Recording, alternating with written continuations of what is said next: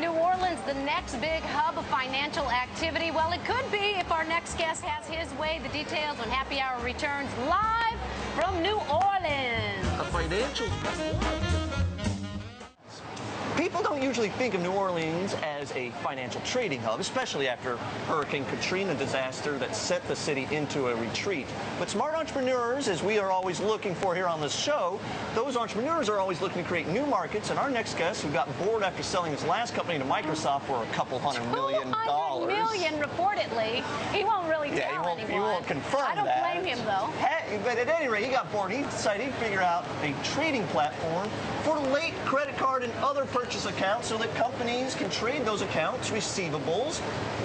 The question is, will someday New Orleans be referred to in the same way that Chicago is for commodities, New York's are for stocks, New Orleans for accounts receivables? Welcome to the show. Thank you very much. Good to be here. Nic Perkins, welcome to Happy Hour. Nic Perkins, all right. Yeah, thank you for getting the name out there. I didn't get that out. So, first of all, explain first off, what does the company do? I tried to quickly explain it, but you tell us what. Right. I mean, it's a straightforward concept.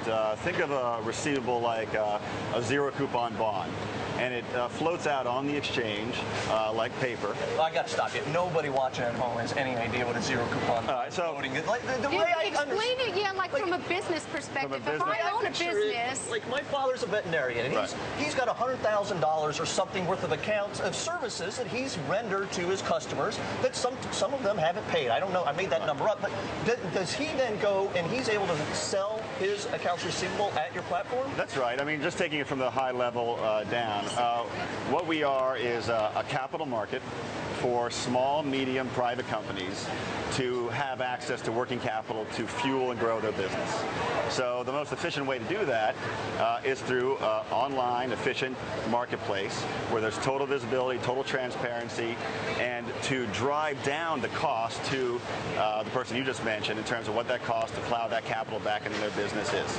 So by creating a competitive marketplace with multiple bidders, and these are hedge funds, commercial banks, family offices, pretty much anyone who has capital to put to work, you can drive that cost and plow that money back into the business. So a hedge fund would come in and buy my dad's accounts receivable for 20 cents on the dollar? Hedge funds are already signed up with us. It's interesting the fact that, like, why wouldn't a company just go and get a loan from a bank? I mean, maybe right now we're in extraordinary circumstances because people can't easily get a loan, but what's the benefit going through your company where they can get money and sell their receivables as opposed to trying to get a loan? Right. I mean, we look at it as we are one product of many that is available to small and medium businesses to fund their business.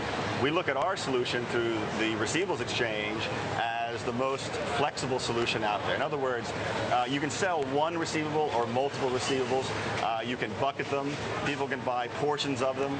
And so when you go to it's not that a commercial loan is a bad idea. It might work for a particular company. But if you're looking for a fast, efficient, flexible solution for your business, we believe ours is the most flexible. How do you protect the hedge funds and the other guys providing the capital from fraud? How do you just go in there and pretend I've got a whole bunch of accounts receivable? Right. I mean, fraud is we spend a lot of our time in creating processes around protecting against fraud. You obviously cannot completely mitigate fraud. It happens in every exchange in the world, and organized crime exists.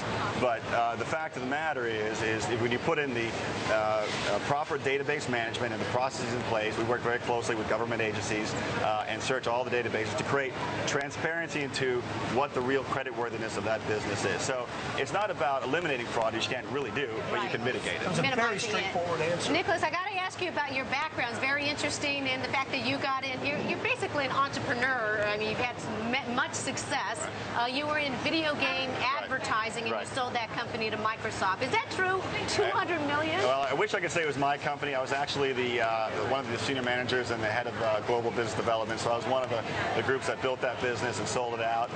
My partner and the co-founder in this business helped build a company called Lava and sold that to Citigroup. And so the two of us came together and formed this one. And in fact, the executive chairman from Lava is on our. The CEO of Lava is on our executive chairman for board of directors. A yes or no is to wrap it up. Is the company that you sold to Microsoft and the company that your partner sold to Citigroup still in operations? Do they still exist? They both exist. Yeah, Massive is part of Microsoft now, and Lava is part of Citigroup. And man, to it. Great job, man. Thank you very much. And continued success. Thank you very much. All right, on tap